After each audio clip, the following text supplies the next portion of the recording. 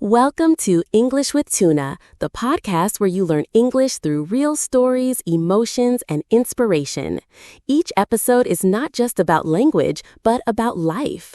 So sit back, relax, and let's grow together, one word at a time.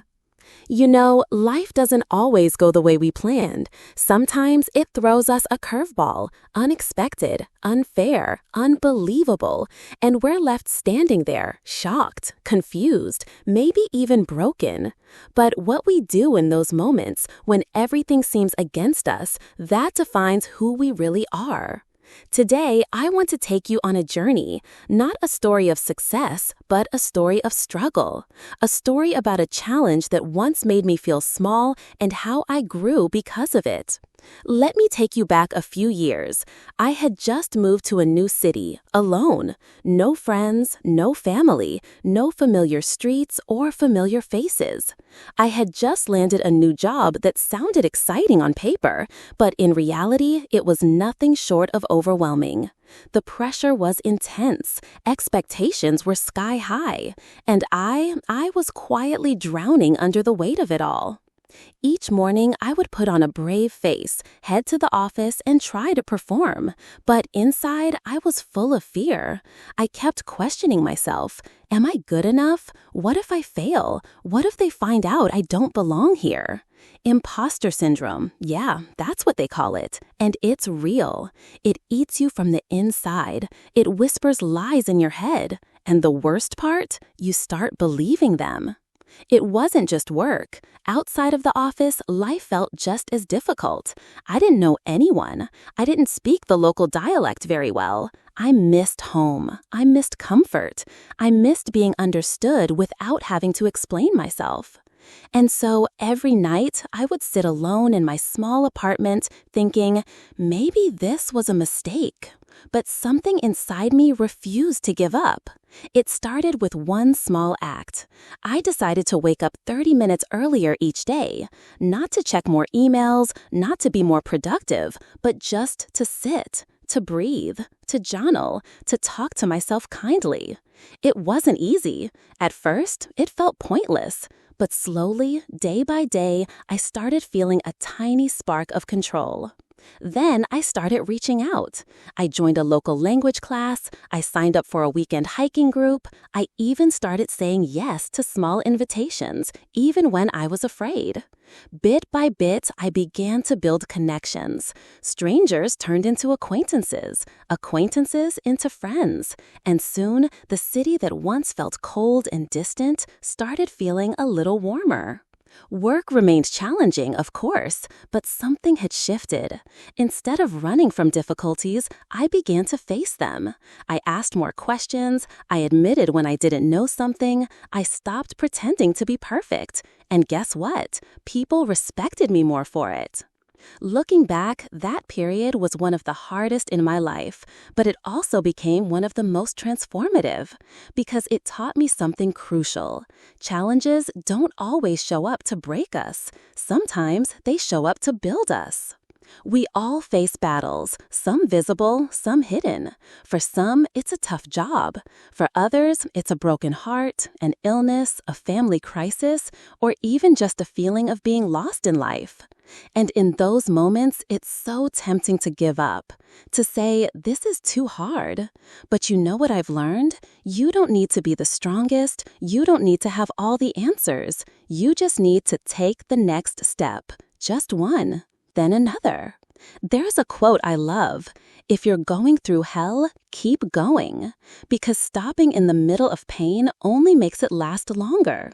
Movement brings momentum. Action creates clarity.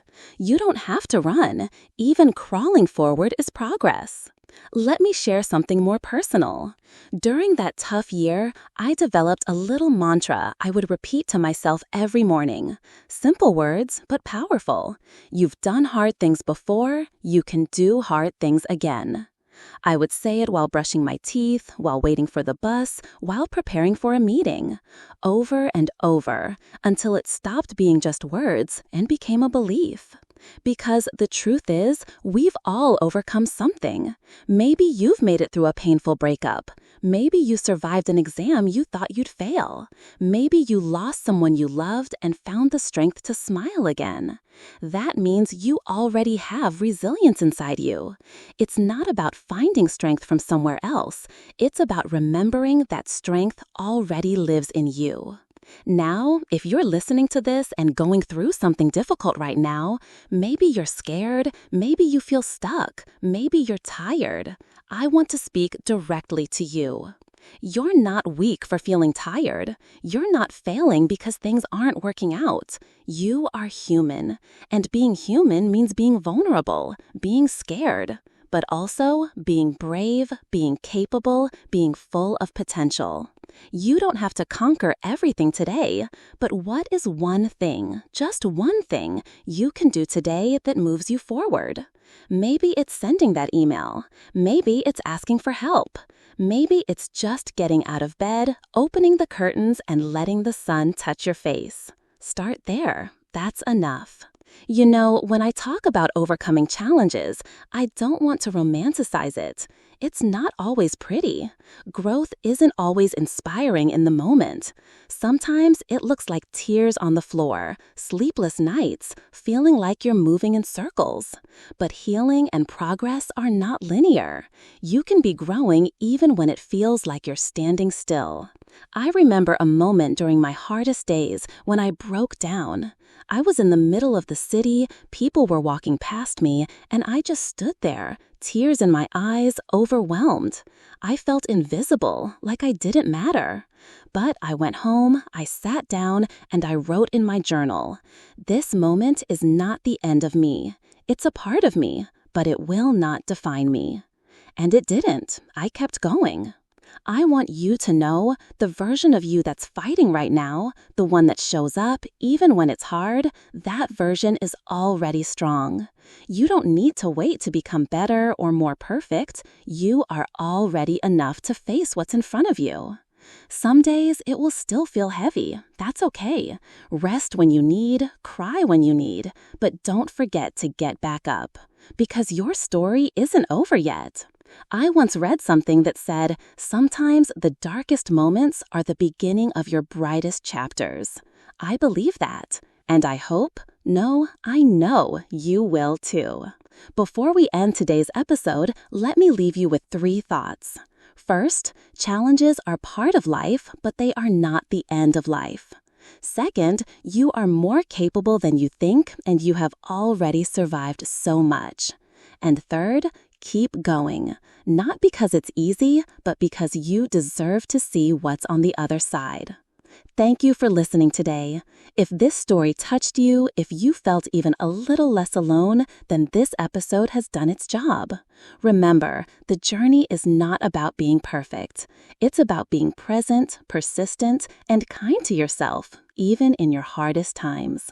Stay strong, keep moving, and I'll see you in the next episode. You're not alone. You never were.